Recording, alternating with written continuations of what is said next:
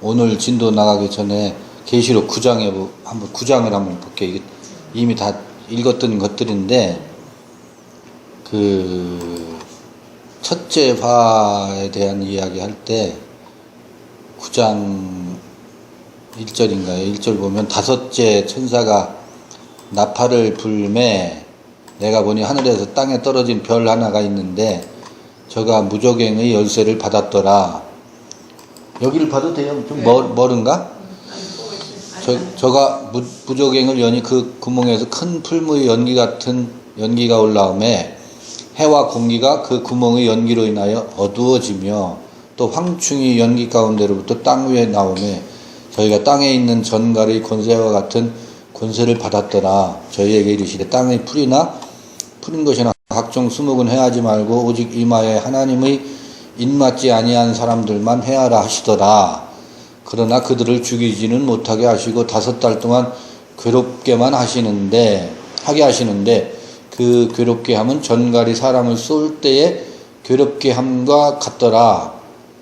그날에는 사람들이 죽기를 구하여도 얻지 못하고 죽고 싶으나 죽음이 저희를 피하리로다. 죽지도 못한다는 거, 죽지 못해서 산다는 우리말도 있긴 한데 황충들의 모양은 전쟁을 위하여 예비한 말, 이 황충이라는 게 메뚜기라는 말이에요. 메뚜기. 황충이 메뚜기라는 말이거든요.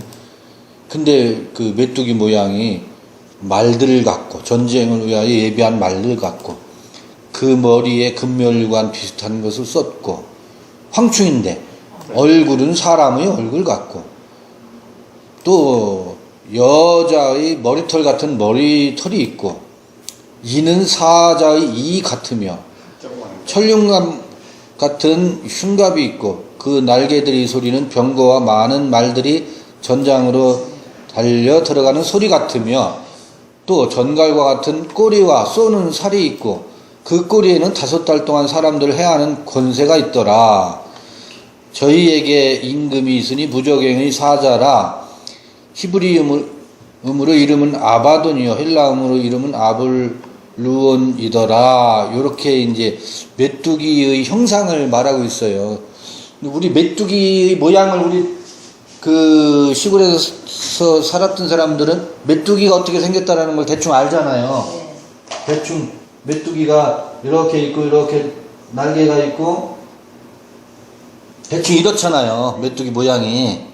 그리고 메뚜기 눈은 뭐 크고. 근데 여기에 그리는 메뚜기, 그리는 황충은 이런 우리 메뚜기 이미지와는 전혀 달라요. 메뚜기의 성분을 가지고 있는데. 그런데 그런 메뚜기가 어디 있냐고.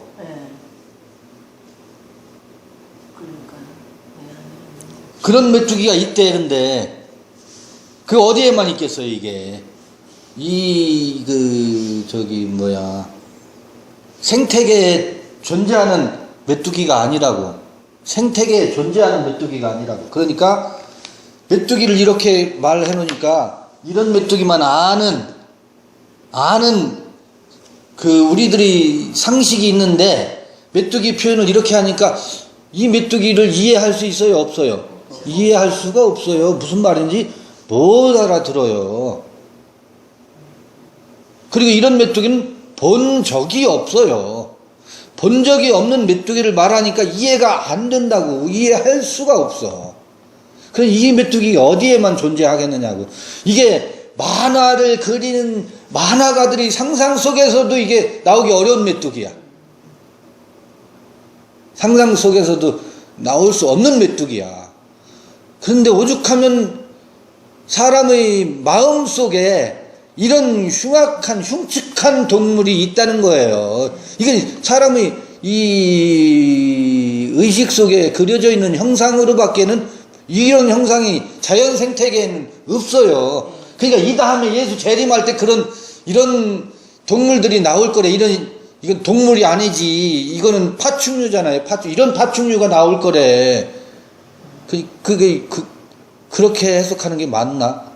그렇게 해석할 수가 없어요. 왜? 지금, 우리의 마음 속에 있는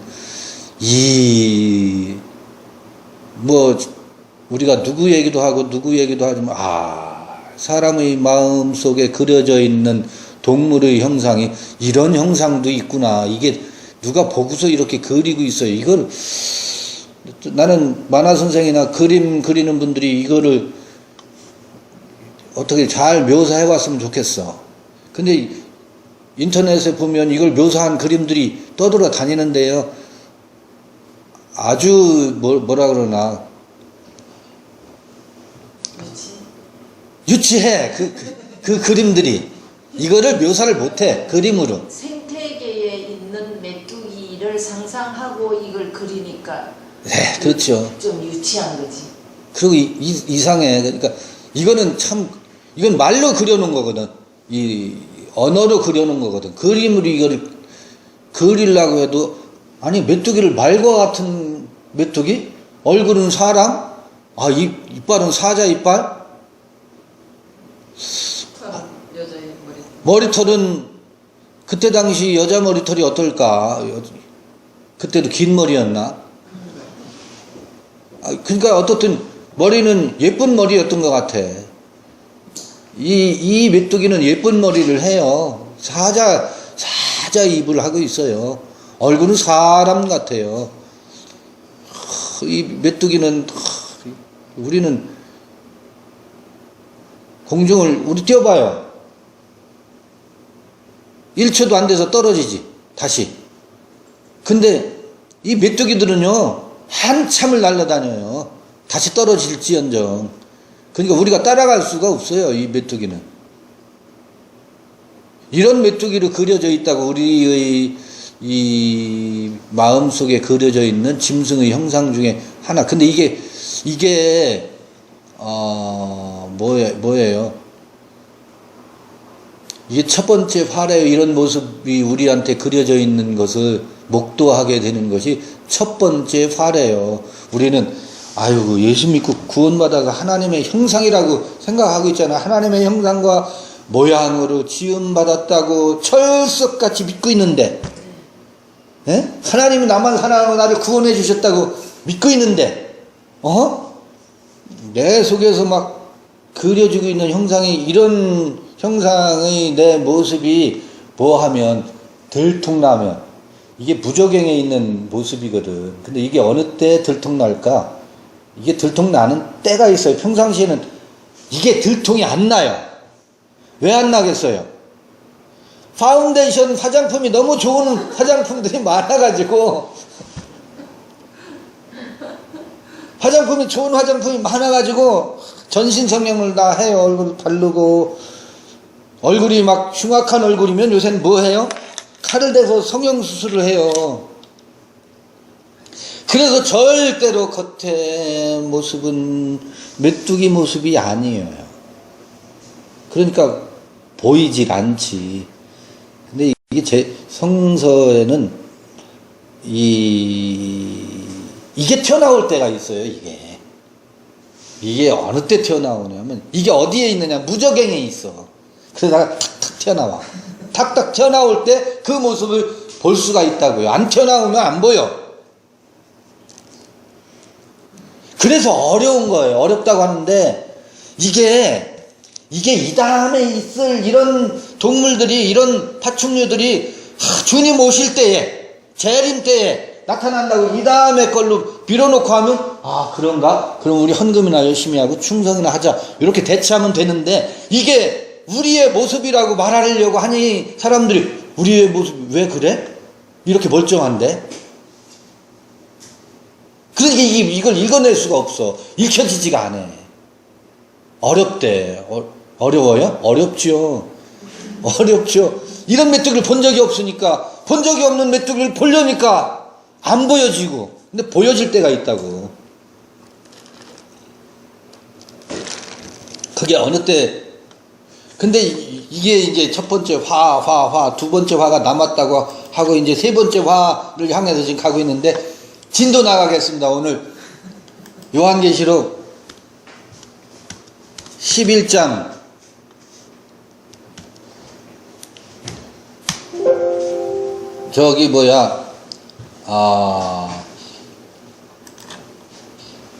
복습하면 진도가 안 나가지니까 복습보다는 이제 진도를 나가죠. 11장 6절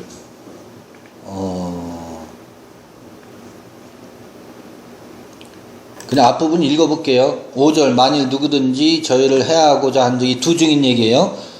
두 증인을 해하고자 한즉 저희 입에서 불이 나서 그 원수를 소멸할지니 누구든지 해하려 하면 반드시 이와 같이 죽임을 당하리라.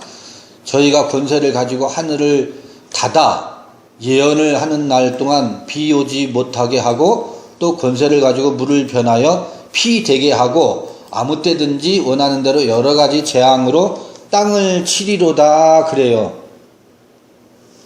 이것이 이제 요 6절을 보고서 엘리야를 우리가 구약에서 볼 수 있고 또 물이 피가 되게 하는 것은 이 피의 재앙을 염두에 두면 모세를 여기서 엿볼 수가 있어요. 그래서 두 증인을 엘리야와 모세와 엘리야다라고 말하는 분들도 있지요. 그것도 그림자로서는 틀리지 않아요. 그렇게 해석되는 요지가 있잖아요. 근데 두 증인은 모세다 엘리야다 그림자로서는 가능하지만 두 증인의 명확한 의미는 우리가 여러 차례 여러 형태로 살펴봤어요. 두 증인은 큰 자의 증인과 작은 자의 증인 그 두 증거를 내 안에 가지고 있을 때 두 증인이에요. 모세가 증인이다 엘리야가 증인이다 그럼 뭐 어떻다고? 그 증거가 내 안에 있을 때 증거지 증인이고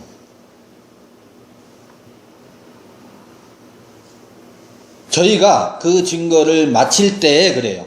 그 증거를 마칠 때에 저희가 그 증거를 마칠 때에 여기 무저갱이라는 말이 또 나오잖아요. 무저갱으로부터 올라오는 짐승이 저희로 더불어 전쟁을 일으켜 저희를 이기고 저희를 죽일 터인즉 그래요. 이제 전세가 역전돼요.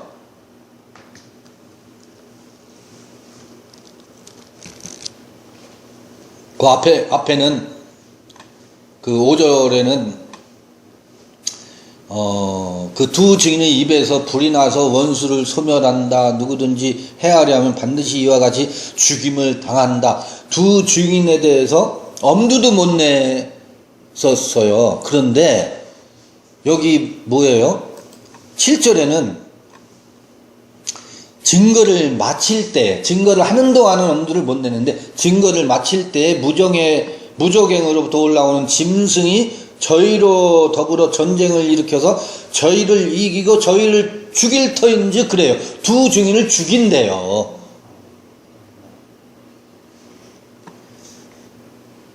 저희 시체가 큰 성 길에 있으리니 그 성은 영적으로 하면 소돔이라고도 하고 애굽이라고도 하니 곧 저희 주께서 십자가에 못 박힌 곳이니라 그래요. 소돔은 아브람 때 얘기, 소돔 성서에 등장하잖아요.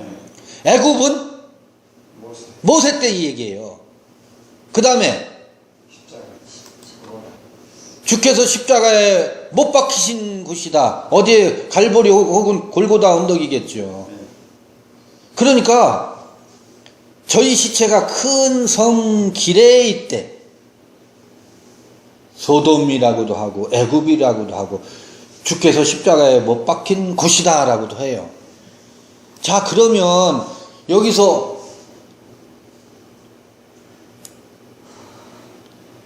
소돔과 애굽은 놔두고 주께서 십자가에 못 박히신 곳에 두 증인의 시체가 있대. 8절 백성들과 족속과 방언과 나라 중에서 사람들이 그 시체를 사흘 반 동안을 목도하며 무덤에 장사하지 못하게 하리로다 이렇게 표현되어 있어요. 여기는 이상한 표현이 있어. 하여튼 백성들과 족속과 방언과 나라 중에서 사람들이 그 시체를 사흘 반 동안을 목도하며 무덤에 장사하지 못하게 하리로다. 이 두 선지자가, 여기 이제 두 선지자라는 말이 여기서 나오잖아요. 두 증인은 두 선지자래. 선지자가 땅에 거하는 자들 괴롭게 한 거로 땅에 거하는 자들이 저희의 죽음을 즐거워하고 기뻐하여 서로 예물을 보내리라 하더라. 두 증인, 두 선지자의 죽음을 기뻐한대. 즐거워하고 기뻐한대. 서로 선물을, 예물을 나눈대. 3일 반 후에 하나님께로부터 생기가 저희 속에 들어가매 저희가 발로 일어서니 구경하는 자들이 크게 두려워하더라. 두 증인이 3일 반 후에 하나님께로부터 생기가 저희 속에 들어가서 부활한대. 이거 누구 얘기하고 비슷하지요? 똑같지요, 사실은. 약간의 차이들이 있어요. 어떤 차이가 있는지 아세요? 3일 반 후에 예수는 3일 전능하사 천지를 3일 만에 부활하시고, 사도신경에 그러잖아요. 3일 만에 부활했는데 여긴 3일 반 후래. 3일 반 후에, 그러니까 반나절 차이가 있네.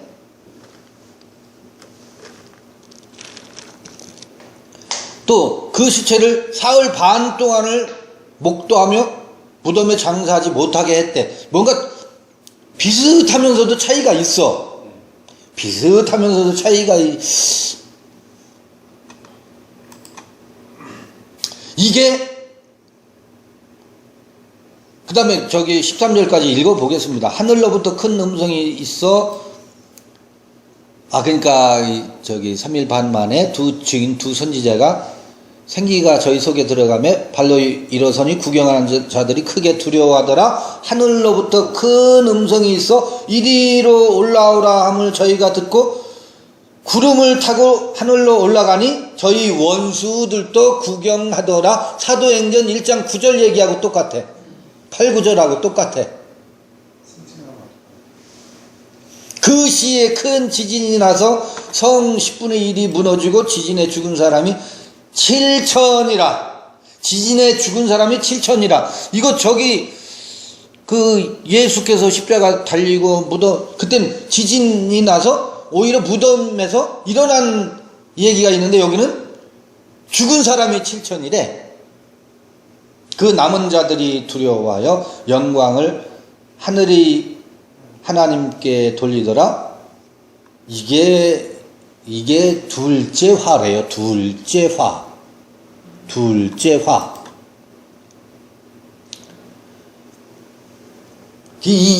이거를 어떻게 읽어낼 수 있겠어요, 우리가? 이게 무슨 이야기이길래 이런 기록이 사도 요한이 반모섬에서 무엇을 보았기에 이렇게 기록하고 있을까?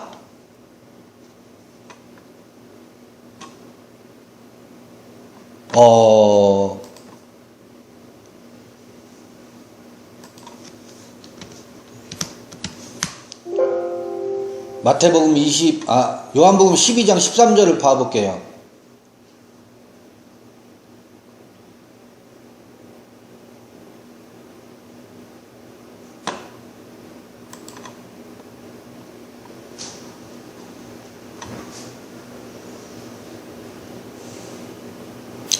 그 나사로의 부활 이야기가 있고 나서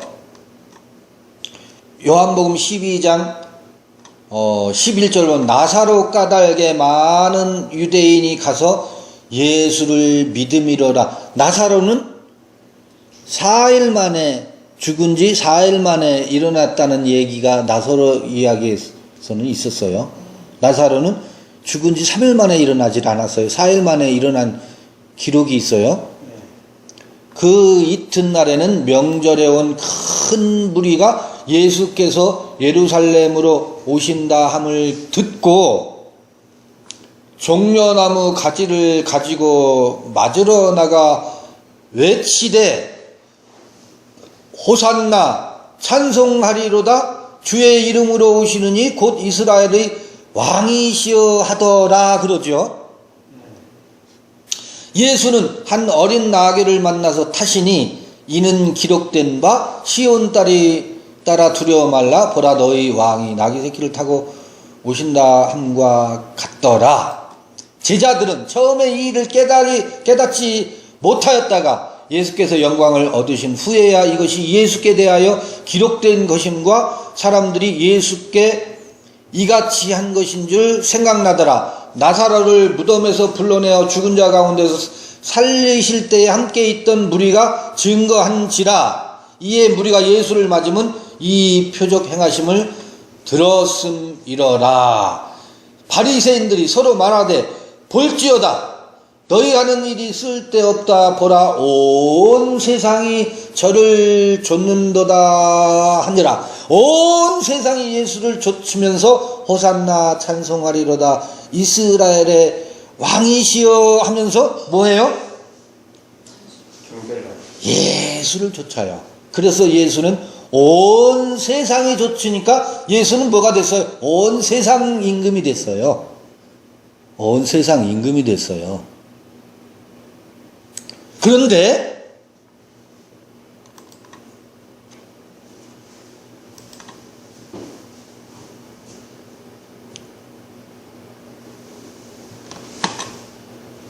같은 요한복음 12장 그 온 세상이 그를 쫓는데 길으니까 여러분 한번 12장을 집에 가서 읽어봐 보세요. 28절 읽어볼게요. 아버지여 아버지의 이름을 영광스럽게 하옵소서 하시니 이에 하늘에서 소리가 나서 가로되 내가 이미 영광스럽게 하였고 또다시 영광스럽게 하리의 아버지의 이름을 영광스럽게 하옵소서 하시니 이에 하늘에서 소리가 나서 가로되 내가 이미 영광스럽게 하였고 또다시 영광스럽게 하리라 하신데 곁에 서서 들은 무리는 우레가 울었다고도 하며 또 어떤 이들은 천사가 저에게 말하였다고도 하니 예수께서 대답하여 가라사대 이 소리가 난 것은 나를 위한 것이 아니요 너희를 위한 것이니라. 이제 이 세상의 심판이 이르렀으니 이 세상 임금이 쫓겨나리라 그래요. 여러분 이게 무슨 이야기일까요? 내가 땅에서 들리면 모든 사람을 내게로 이끌겠노라 하시니 내가 땅에서 들리면 지금은 온 세상이 저를 좇고 있잖아요. 그러니까 뭐 어떤 상태예요?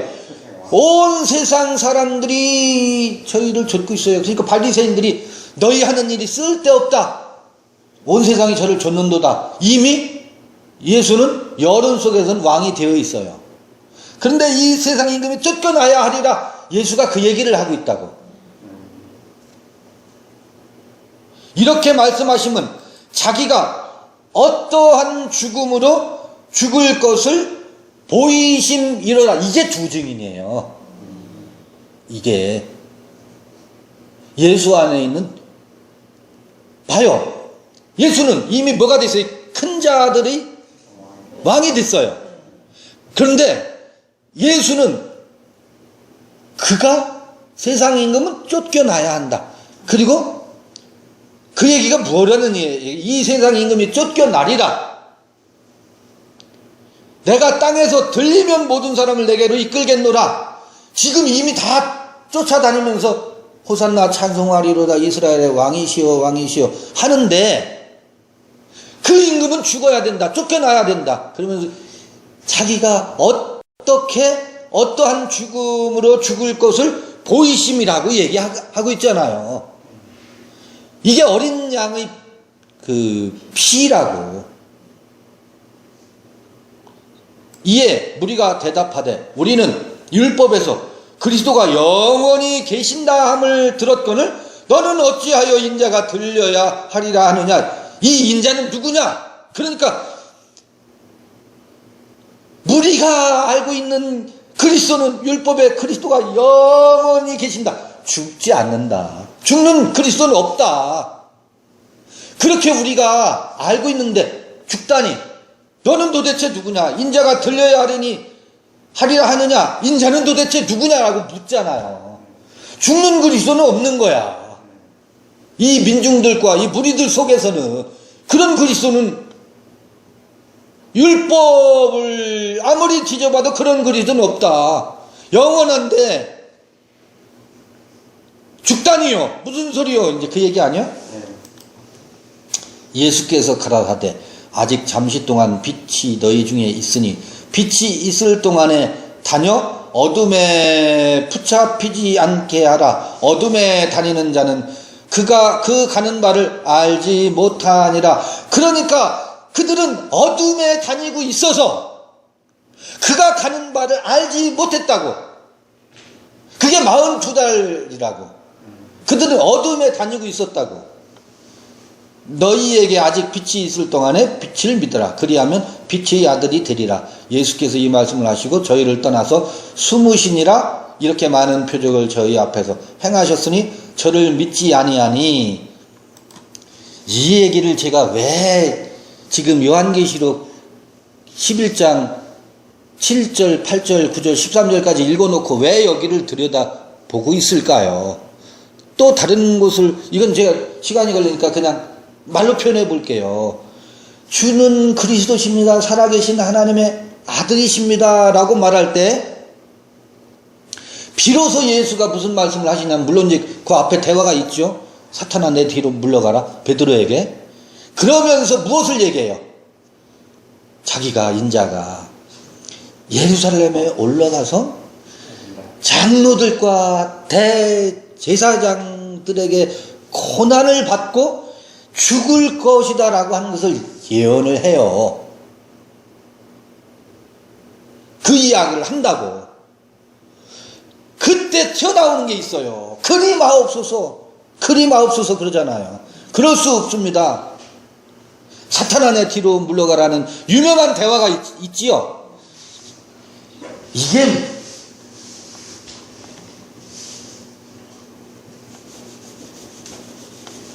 지금까지 제자들은, 그리고 민중들은, 유대 민중들은, 12 제자들은 예수를 따라다니는데 너무너무 행복했어요.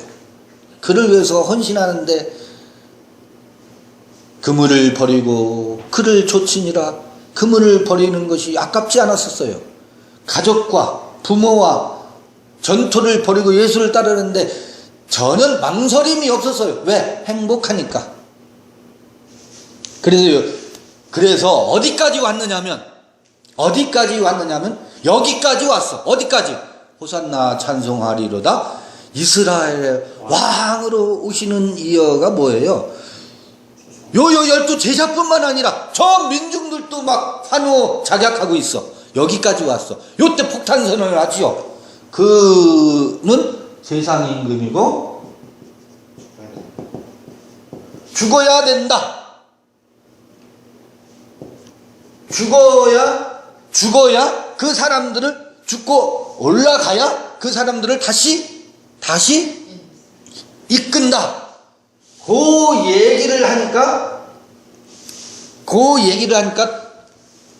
먼저 베드로는 그리 마옵소서,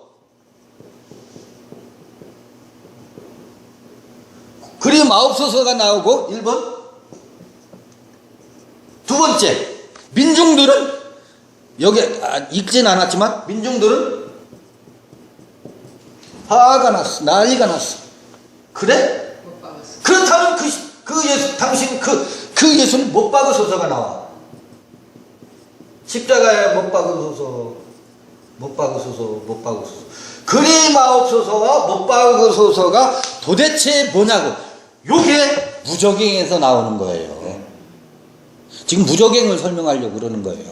지금까지는 요게 숨어 있었어. 의식의 표층에 이게 안 나왔었어. 의식의 표층에서는 예수를 믿으면 큰 자가 될 것이라는 소망과 희망을 가지고 있었어. 그러니까 아까울 것이 없었어. 예수를 믿고 예수를 쫓는 것이 아까울 것이 없는데, 그 예수가 죽어야 된다고 예수가 폭탄선을 하니까 그들의 무의식에 숨어있던 것들이 튀어나오기 마구 튀어나오기 시작하잖아요. 요 무의식에 무적행에 있던 것들이 나와서 누구를 죽여요? 두 증인을 죽이잖아요. 이거는 어디에 있었어? 숨어 있었어. 무적행에 있었어. 왜 쫓아? 전부 이것 때문에 쫓았었다고. 근데 이거를, 여러분, 똥을 신문지로 덮어놓는다고 냄새가 안 나냐고. 이제 냄새가 나기 시작한 거지. 뭐가? 베드로가 예수를 쫓은 그 무의식의 저층에 숨어있던 것들이, 민중들이 호산나 찬송하리로다 이스라엘이 왕으로 오시는 이여 하면서 노래하고 기뻐하고 찬송하고, 종려나무가 뭔지 아시죠? 종려나무가요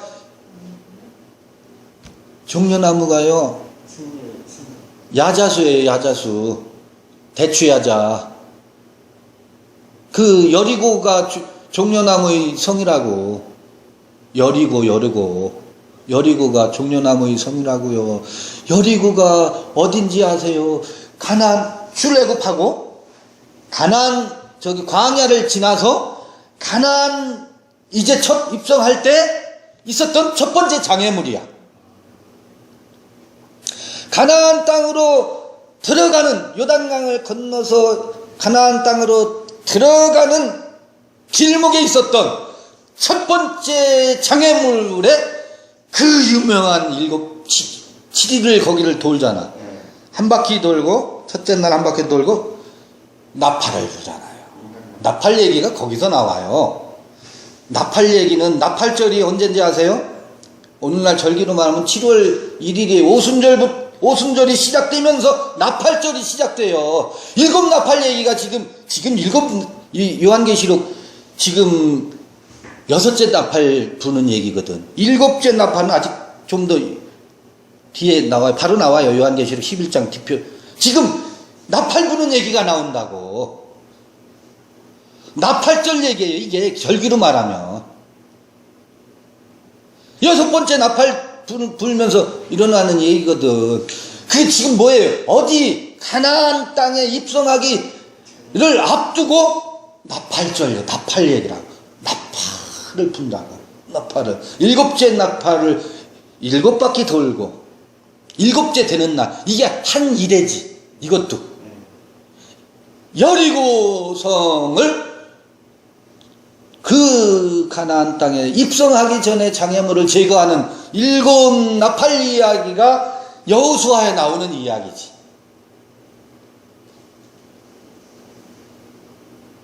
나팔을 불 때마다 하나씩 뭐가 드러나요? 이 계시록에는, 여호수아에는 그 7 나팔 이야기가 그 여리고성을 정복하는 이야기로 기록되어 있지만, 여리고성을 정복하는 이야기가 요한계시록의 7 나팔 이야기는 그 버라이어티. 이건 주석이라고. 여리고성을 정복하는 계시록의 방식의 그 요한의 주석이라고. 창세기로 말하면 저녁이 되고 아침이 되니 이는 첫째 날이라. 이게 나팔 소리라고. 저녁이 되고 아침이 되니 이는 둘째 날이라. 둘째 나팔 소리라고. 인을 떼는 소리고 나팔을 부는 이야기라고. 이게 요한계시록은 창세기 주석이고 에덴 이야기 주석이고 출애굽 이야기 주석이고 가나안 땅의 이야기 주석이고 바벨론 이야기 주석이에요. 요한계시록이. 출바벨론 이야기 주석이고 그 모든 것이 다 담겨져 있어요. 요한계시록은. 사실은 그래서 요한계시록은 새로운 얘기가 아닐 수도 있어요. 이미 있었던 이야기야. 그런데 거기 간단한 이야기를 여기는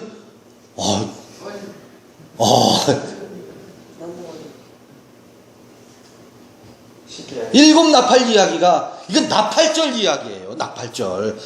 나팔절이 지나면 그 열흘 후에가 뭔지 아세요? 대속죄일이라고 절기로 말하면 오순절이 찾아오고 나팔절이 시작되고 대속죄일이 시작된다고, 찾아온다고. 그게 이제 또 이스라엘의 절기 이야기와 연결시키면 그렇다고. 요때, 야, 그리마옵소서, 못 박으소서, 그런 세상 임금은 필요 없다 이거지. 자기를 배반했다 이거지. 예수는 배반한 적이 없는데 그들이 기대에 부응하지 않는 그것을 보고서 그러면 다시 요한계시록 11장 몇 절이에요?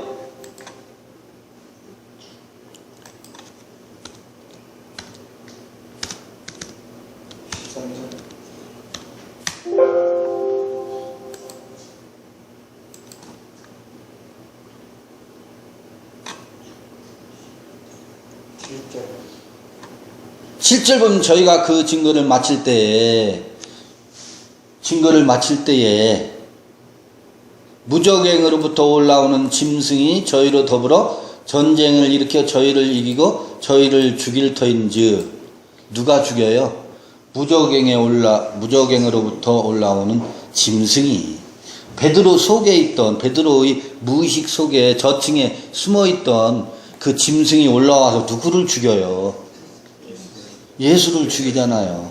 민중들의 그 무의식의 저층에 숨어있던, 왜 민중들의 그리스도는 죽는 그리스도가 아니거든. 민중들의 그리스도는 민중들의 세상 임금이었거든. 근데 그 증거를 마칠 때라는 게 뭐예요? 그 세상 임금은 쫓겨나야 한다. 그리스도는 죽어야 한다. 죽었다가 다시 살아나서 올리워야 한다. 이게 그 두 증인의 증거가 마칠 때거든. 마칠 때 되니까 이 무적행에서 이 짐승이 올라와가지고 두 증인을 죽이잖아요. 예수의 십자가 사건에서 다 나온 이야기예요. 이미 끝난 얘기가 아니라고. 이것은 지금도 반복되는 이야기고 우리 속에서 진행되고 있는 이야기라고. 그게 다 처리됐대. 2000년 전에 예수께서 십자가에서 아주 맹랑하게 되었어요. 그래서 우리 속에 이 동일한 것이 재현되고 있는 것을 다 보려고를 안 해. 보려고를 안 해. 그리고 그 짐승을 끌어안고서 뭐하고? 화장품이 너무 지금 갈수록 화장품이 더 고급 기술이 개발되고 있어요. 옛날엔 동동구르무만 발랐잖아, 얼굴.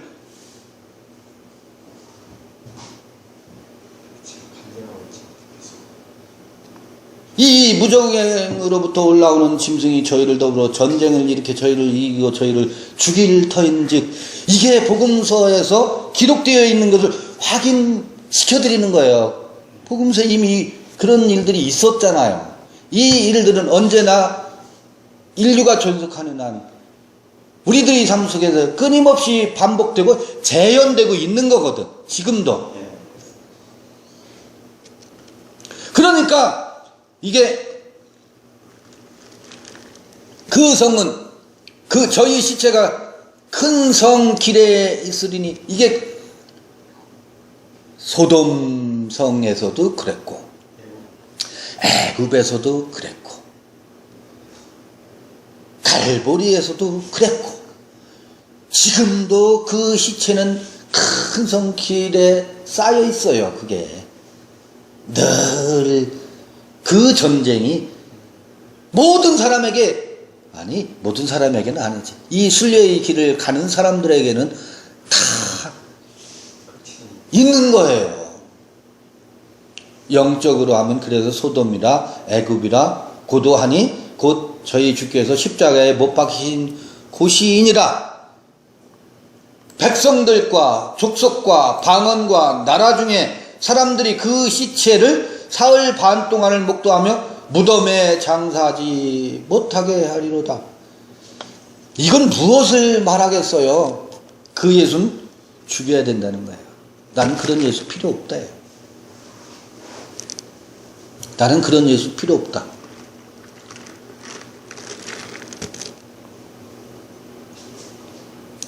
그거를 아주 더 그때는 물론 예수에게 침을 뱉고 십자가에 매어 달아서 장사를 지내는 이야기가 나오는데 여기 장사도 못 지내고 그 시체를 보게 하고 있잖아요. 그 시체를 보게 한다는 건 뭐예요? 그 도가 싫다라는 거거든.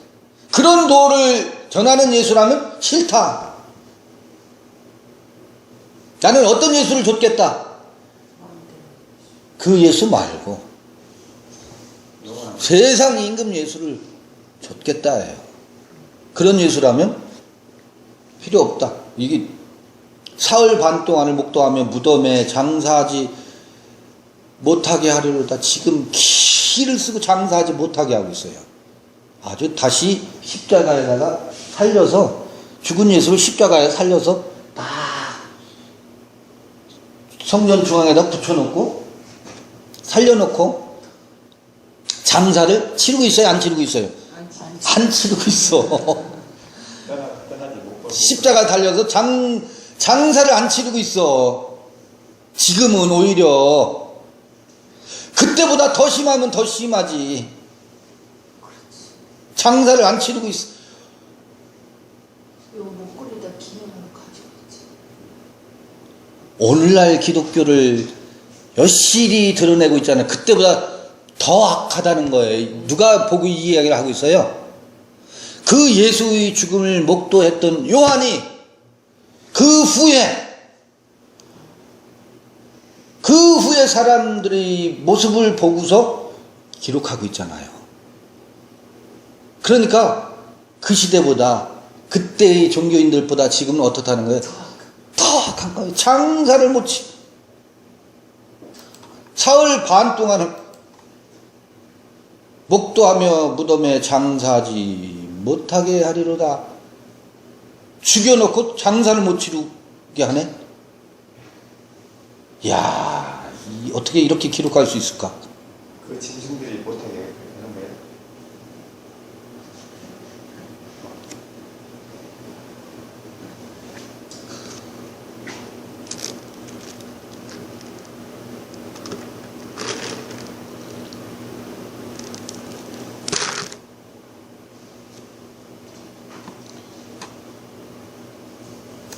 이 두 선지자 땅에 거하는 자들을 괴롭게 한 거로 땅에 거하는 자들이 저희의 죽음을 즐거워하고 기뻐하며 서로 예물을 보내리라 하더라.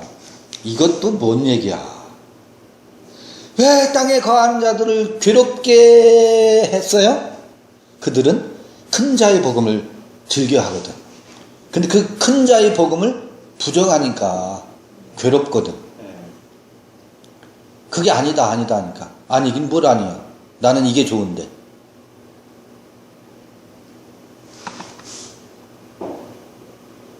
땅에 거하는 자들이 저희의 죽음을 즐거워하고 기뻐하여 서로 예물을 보내리라 하더라.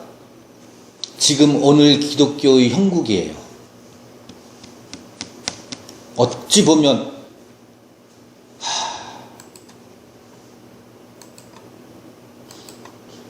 죽음을 즐거워하고 기뻐하며 서로 예물을 보내리라. 저희의 죽음을 즐거워하고 기뻐하며 서로 예물을 보내리라. 여기 복합적인 역설이 숨어 있는 것 같아요. 이런 구절에 3일 반 후에 하나님께로부터 생기가 저희 속에 들어가매 저희가 발로 일어서니. 이제 발로 일어서니 구경하는 자들이 크게 두려워하더라. 여기 두 부류가 나와요. 두 부류가 여기 숨어 있어요. 3일 반 후에 하나님께로부터 생기가 저희 속에 들어가매 저희가 발로 일어서니? 이거 해석이 필요해요. 여기서 보면 3월 반, 3일 반 하면 8째 아니에요? 그게 다 풀어보면 맞죠? 전 그게 무슨 소리인지 모르겠어요. 아까 4월 반 동안 장사 못 지내겠고 또 이번에 3일 반, 3일 후니까 이제 다 빼면 8째 7일이죠, 그렇게 되면. 그러면 7일이지, 어떻든. 4월 반이 3일 반인가요? 3일 반이니까. 7일이지 4월 아, 그러면 7일째네. 네. 똑같은 날이구나, 4월 반. 네, 3일 반, 3일 반. 7일째겠죠? 그게 7일이라는 게 성경에 계속 나와. 7인, 7별, 7 금초대, 7 사자, 7 에클레시아, 7일 창조, 이 계속 나와요. 아까 요 뒤에 나오나? 아, 바로 나오네. 아, 하늘로부터 큰 음성이 있어 이리로 올라오라 함을 저희가 듣고 구름을 타고 하늘로 올라가니 저희 원수를 또 구경하더라. 여기에는 뭐가 지금 생략되어 있는지 아세요? 요거를 복음서를 빌어서 보면 여기에 뭐가 생략되어 있냐면, 그러니까 3일 반 후에 하나님께로부터 11절과 12절 사이에는 49일이 생략되어 있어요. 이야기가 숨어 있다고. 그건 어디서 찾을 수 있어요? 복음서에서 우리가 찾을 수 있지. 11절과 12절 사이는. 그러면 지금 7일이라고 했는데 그건 77이 49일이지. 오순절이라고도 해요. 50일째 되는 날은. 수는 이제 열순이거든. 그래서 50일째 되는 날이거든, 오순절이라는 게. 그럼 그건 77절이라고도 해요. 77은 49의 를 지나면서 요게 숨어 있거든. 그런데 그때 예수가 승천하면서 그거 똑같은데. 요 사이에 무슨 일이 있을까? 11절과 12절 사이에 무슨 일이 있을까? 이거 우리가 심도 있게 따로 제가 시간을 가지고 여기에 굉장히 많은 이야기들이 숨어 있거든요. 이 이야기를 우리가 나눠야 되는데, 제가 요거는 지금, 걸로 들어가면, 이게 숨어 있는 부분이기 때문에 말하기가 조심스러움도 있어요. 근데 여기는 이 49일은 7 곱하기 7, 49. 요 어간은 굉장한 비밀이 숨어 있어요. 어쩌면, 여기 3.5일로 상징될 수도 있어요. 이 전에가 뭐였었어요? 또? 3.5일이었었죠. 뭐, 전 3년 반? 후 3년 반이에요? 원래 3.5일은 3년 반이에요. 구약의 하루를 1년으로, 이사야 에스겔서 같은 데 읽다 보면 하루를 1년으로 계산하는 계수법이 선지서에 나와 있거든. 42달. 42달이죠. 42달. 이게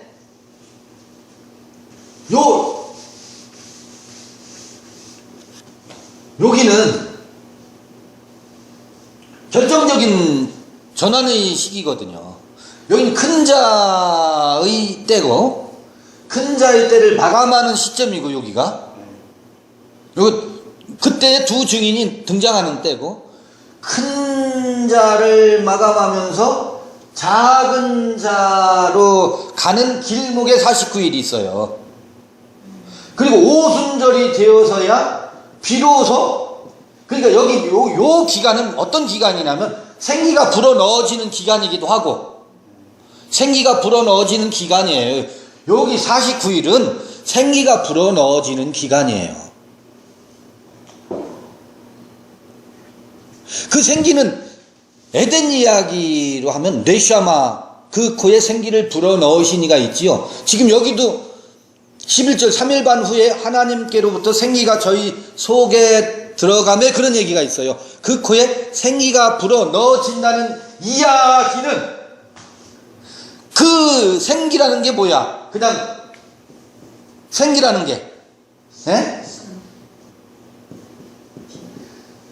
살아있는 숨이지. 산숨이지. 레네페시아야 할 때 산숨이지. 그러면 여기는 뭐라는 거예요? 여기는 어둠 가운데 행하는 거라고. 잠깐 빛이 있을 동안에 아까 요한복음에 그런 얘기가 나오잖아요. 여기 어둠에 있을 동안이라고. 여기는 그래서 생기가 아니고 사망의 기운이에요. 왜? 큰 자 이데올로기라고. 근데 여기서 딱 끝나는 게 아니야. 여기서는 생기가 불어넣어지는 기간이 49일이에요. 이런 이야기가 숨어 있다고. 그냥 우리는 생기가 불어넣어지면 그냥 찰나에 불어넣어지는 줄 알아. 찰나에 불어넣어져요. 근데 그 찰나는 찰나가 아니야. 77절을 거쳐야, 77절을 맞이해야 비로소 생기가 불어넣어져요. 그러면 요 기간은, 요건 터닝 포인트이기는 해. 터닝 포인트에서 다시 시동이 걸리려면 49일, 생기가 불어넣어지는 기간이 49일이니까 여긴 뭐가 겹쳐 있어요? 큰 자와 작은 자가 겹쳐 있는 기간이에요. 큰 자와 작은 자가 섞여 있어서 큰 자가 점점 희미해지고 작은 자가 점점 커져가는 기간이고, 오순절에는 큰 자의 이데올로기가 여기에 와서야 비로소 끝난다고. 비로소 끝나면서 나팔절이 시작돼. 일곱 나팔이 불면서 이 흉측하고 흉악했던 모습들이 비로소 확연하게 드러나는 거라고. 그래서 대속죄일에 이 속죄제 그 법궤의 뚜껑 속죄소에 들어간다고. 대속죄일에 절기로 말하면. 그러니까 여기는 미묘한 게 있는 거예요. 이 미묘한 게. 여기서는 4일 반 동안 시체를 무덤에 장사하지 못하게 하는 사건도 있고, 이 굉장히 복합적인 심리라고. 아주 복합적인 심리라고. 그러니까 죽었는데 떠나보내지 못하는 심리도 있고, 죽었어. 시체가 보여. 그런데 떠나보내지를 못해. 아니, 그런데 시체를 보면서 봐요. 떠나보내지 못하는 그래도 여전히 큰 자 하나님으로 조치려는 심리도 있어. 그래도 그건 아니지 하면서. 그래도 그건 아니지. 하나님이 나를 사랑하시는데 요거와 함께 그런 예수라면 난 싫어. 무덤에 묻지 마. 나는 저 이를 갈면서 그 시체를 장사하지 못하게 하는 심리가 또 있고, 무덤에서 장사를 해야 살아나거든. 죽여야. 확실히 죽여야 살아나거든. 무덤의 땅에 묻어야 죽은 자 가운데서 살아나는 예수를 생기가 불어넣어지는 게 있고, 요것만 해도 세 개의 모습이 있잖아요. 이 기간은 우리 여기 자매님 계시지만 복합적인 심리가 있어요. 그 안에 그거 있었어요. 남편을 여의게 되잖아요. 남편이 떠나갔잖아요. 그러면 어떤 이들은 그 예전에는 장례할 때 화장장으로 가지 않고 매장을 했잖아요. 그러면 당신을 떠나 보내지 못한다고 차라리 나도 같이 묻어달라고 하는 그 마음이 있거든요. 죽었는데 보내지 못하는 거예요. 죽었는데 보내지 못한다고. 장사를 치르고 왔어요. 그런데 뭐예요? 내 마음에는 그냥 자다가 보면 무의식적으로 침대에서 남편 있는가 환청 가운데 남편이 죽지 않았어요. 남편이 살아있어요. 그 소스라치게 놀라서 내가 장례를 치르고 왔지. 맞아. 요게 두 마음이 그런 마음 전혀 없고, 수가 두 개. 저도 살고 싶은 생각이 없어. 죽고 싶은 생각이 들어요. 같이 무덤에 들어가고 싶은 거죠. 그러니까 그런 게 살고 싶은 생각이 없어. 근데 그냥 거기서 벗어났어요, 이제. 그러니까 그런 유형이 있는가 하면 소스라치게 놀라. 그래서 돌아가셨는데 전혀 돌아가시지 않은 것 같아. 돌아가시지 않은 것 같은 것이 요 기간에 있어요. 그게 뭐예요? 묻지를 못하는 거예요. 믿기지 않죠. 기가 막히죠. 무덤에 장사를 치르지 못하는 거야. 이미 장사를 치렀는데도 내 마음에선 장사를 치르지 못하고 있는 기간이에요. 그럼 뭐예요? 세상 임금 예수로 내 안에 그냥 여전히 모시고 있는 거야. 이걸 봤으면서도 목도했어. 못 박으소서 했어. 그러면서도 나는 여전히 그래도 우리 하나님 나를 어떻게 사랑하시는데, 그래도 그 예수를 내가 평생 어떻게 쫓았는데, 요걸 같이 묘하게 붙잡고 있는 복합적인 시기라고, 요 기간이. 그래서 이때는 떠나가질 못하고 있다고. 아니, 내가 떠나보내질 못하고 있다고. 죽었는데 누가 떠나보내질 못해요?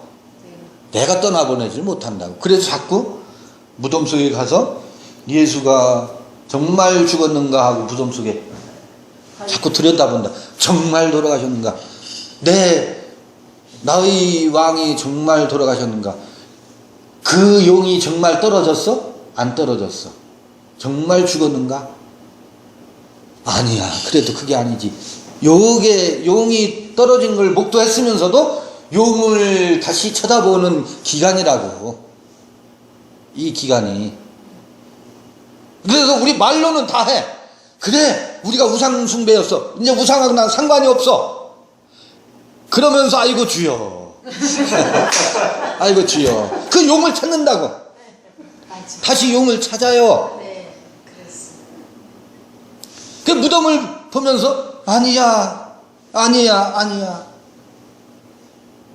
그러다가 그렇지, 용이었지. 그건 나를 농락한, 내가 목숨 걸고 따랐던, 60평생을 쫓아다녔던 그 용이 허무한 거였어. 그게 아니었어. 그렇게 또 한쪽에서는 그게 찾아와.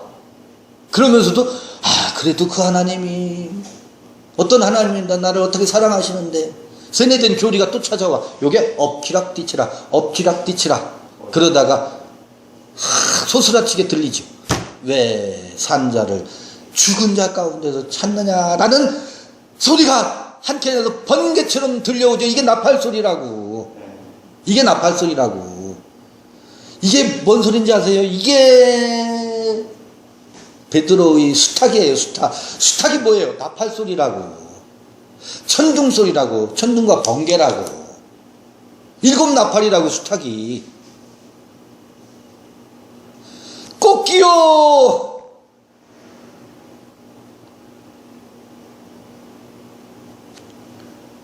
그 묘한 것이 요 기간이라고요. 요거를. 그러니까 이때는 어느 때예요?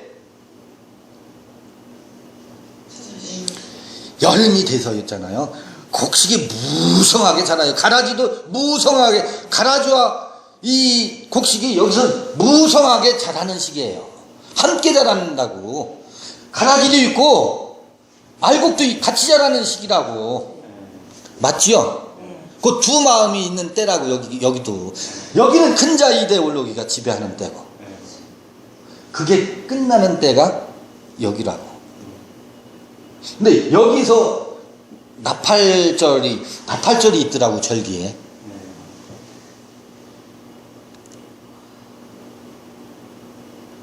그래서 이때의 모습이 여기서 확연하게 다 드러나. 그랬구나. 그런데 이 무의식이 두 증인을 어떻게 해요? 이기잖아요. 두 증인을 이기잖아. 두 증인을 이기는데, 이 두 증인에게 생기가 불어넣어져서 여기서 살아나는데, 요건 복합적인 거야. 여기 이 길을 걷는 사람들의 상태를 얘기해 주는 거예요. 두 증인이 생기가 불어넣어져서 두 증인이 어떻게 한다고? 어디로 올라간다고? 하늘로. 구름과 함께. 이 구름과 함께 우리 이따 한번 구름과 함께가 도대체 뭔지를 증인. 오늘 그 이 구름과 함께를 같이 한번 보죠. 구름과 함께 이제 마지막 이 갈등, 이 두 마음이 여기 섞여 있는 77절의 기간이 끝난다고. 구름과 함께 올려가시더라. 그러면서 오순절이 시작되는 그때야 비로소 뭐가 와요? 큰 자 이데올로기가 완전히 끝나고 그의 정신이 다시 온다고. 이 다시 오는 걸 사람들은 그 거룩한 영이 우리한테 다시 오는 것이 불임절이고, 그렇게 해서 수전절 새롭게 이 안에 밖에 있는 성전이 아니고 안에 있는 성전이 재건되는데, 이게 다시 오심인데 자꾸 재림 예수를 다른 어느 날짜에 예수가 재림한대. 이게 안에 오시는 예수인데, 이게 오순절 사건인데, 오순절에서 시작되는 건데, 두 번째 오시는 사건이 우리 안으로 오신다는 얘기거든. 밖에 있던 예수가 큰 자 이데올로기를 끝나고 작은 자로 그 예수의 정신으로 우리 안에 다시 오시는 것이 다시 오심인데, 이걸 자꾸 이 지구 종말 때 예수가 재림한데, 그래서 그 사이에 요 놈에게 껴있어. 이따 이걸 봐야 돼. 오늘 그거 보고 가자고요. 그 사이에 뭐가 껴있어요? 이놈은 승천. 공중재림. 육체로 오시는 예수. 구름 타고 오신다는 공중재림 얘기가 요 사이에 껴있어서 오늘 잠시 쉬었다가 이거 얘기를 해봐야 되겠어요. 공중재림이 뭔가. 공중재림이 그런 게 아닌데 그 얘기를 해보자고요. 왜 하필이면 구름과 함께 갔을까? 구름과 함께 떠났을까? 구름이 무엇이기에? 오늘 그것까지 확실히 하고서 요한계시록 읽기를 진도를 나가야 될 것 같아요. 그 얘기를 아주 뿌리를 뽑아보죠. 뿌리를. 잠시 쉬었다 하겠습니다.